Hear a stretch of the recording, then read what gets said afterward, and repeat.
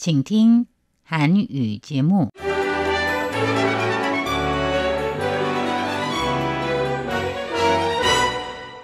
안녕하십니까? 중화민국 국제방송 타이완에서리 RTI 한국어 방송입니다. 화요일 방송은 간추린 뉴스 대만 주간신보 타이페이 토크의 순으로 이어집니다.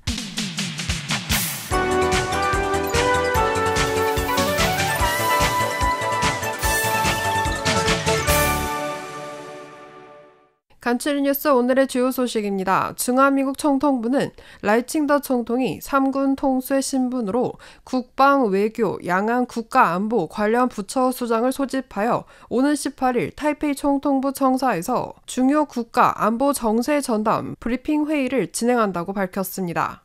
타이완과 영국이 1991년부터 차관급 연례 무역회담을 매년 개최해왔지만 작년에는 개최하지 않았습니다. 영국 무역 전체 경제안보부 장관 더글러스 알렉산더는 지난 4월 올해 안에 타이완 측과 타이완 영국 무역회담을 공동 주재할 것이라고 밝힌 바 있습니다. 링자룽 외교부 장관은 16일 프랑스 전 상원 의원 안드레 까톨리에게 타이완 프랑스 관계 발전에 기여한 공로로 친선 외교 훈장을 수여했습니다. 타이완이 스위스 국제경영개발대학원 IMD 국가경제력 평가에서 69개 국가 가운데 6위를 차지했습니다. 첫 번째 소식입니다. 라이칭더 총통이 제1야당인 국민당과 제2야당 민중당 당대표를 초청하여 국가안보 관련 보고를 진행할 예정입니다.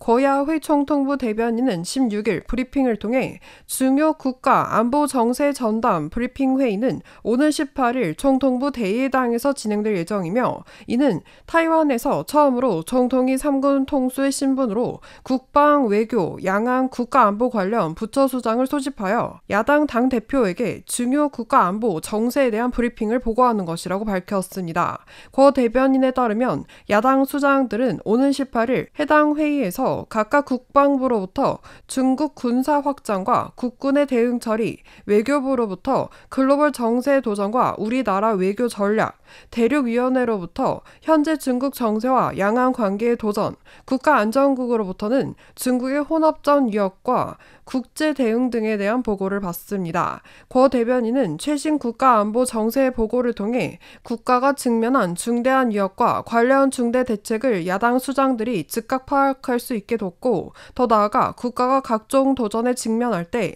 당파를 떠나 여야가 일치 단결하도록 보장하는 것이 목적이라고 강조했습니다.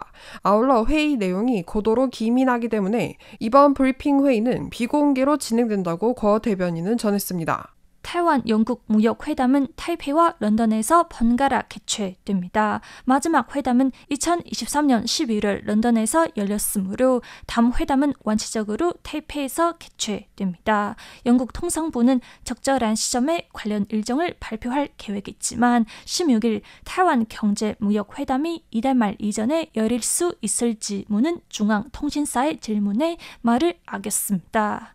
타이완과 영국은 지난 2023년 강화된 무역 동반자 협정 ETP를 체결하고 초기 중점 분야로 양자 투자, 디지털 무역, 재생에너지 및 넷제로 등 세 가지 분야를 선정했습니다. 계획에 따르면 양국은 ETP 프레임워크 하에서 중점 분야에 대해 더 완전한 협정을 따로 체결할 예정입니다. 알렉산더 영국 무역정책 경제안보부 장관은 지난 4월 9일 이완 질일에 대한 서면 답변에서 올해 타이완 영국 무역회담에 대한 기대를 드러낸 바 있습니다.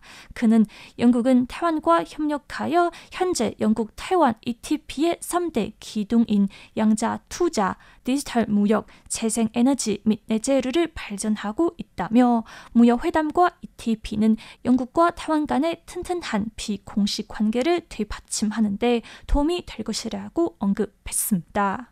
링자룽 외교부 장관은 16일 프랑스 전 상원 의원 안드레 카톨리에게 친선 외교 훈장을 수여했습니다. 린 장관은 치사에서 카톨리는 프랑스 상원에서 타이완의 오래된 친구로 수년 동안 타이완을 위해 목소리를 내줬으며 특히 2020년 코로나19 팬데믹 발생 당시 프랑스 의회 양원 의원 110명에게 타이완의 세계보건기구 참여를 지지하는 공개 서한에 서명할 것을 촉구하는 데 앞장섰으며 이에 힘입어 타이완은 프랑스에서 폭넓은 관심을 받게 되었고 이는 2021년 프랑스 의원 양원에서 처음으로 타이완에 대한 우호적 결의안을 통과시킨 것으로 이어졌다고 밝혔습니다.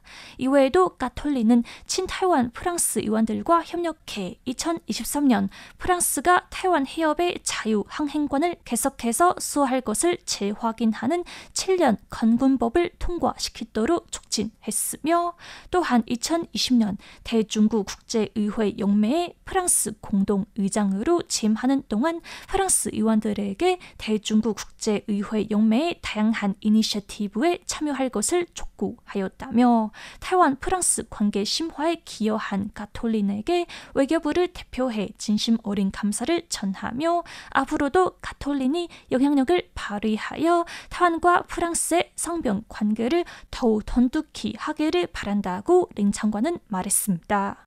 스위스 국제경영대학원 IMD가 발표한 2025 국가경제력 평가에서 타이완이 지난해보다 2단계 상승한 6위를 기록했습니다. 평가 항목은 크게 경제성과 정부 효율성, 기업 효율성, 인프라 등 4대 분야의 20개 부문 337개 세부 항목입니다. 올해 평가에서 타이완은 전체 평가 대상 69개국 중 6위에 올랐습니다. 인구 2천만 명 이상 국가 중에서는 타이완이 5년 연속 세계 1위를 지켰습니다. 중화민국 국가발전위원회는 타이완은 경제성과 분야에서 국내 경제, 국제무역, 국제투자 부문의 순위가 눈에 띄게 상승했고 이는 전체 경제, 에너지가 강화되었음을 보여준다며 특히 반도체, 인공지능 AI 등 분야가 전체 수출 성과를 끌어올렸다고 밝혔습니다. 간추린 뉴스 오늘 준비한 소식은 여기까지입니다. RTI 손전호, 진옥순이었습니다.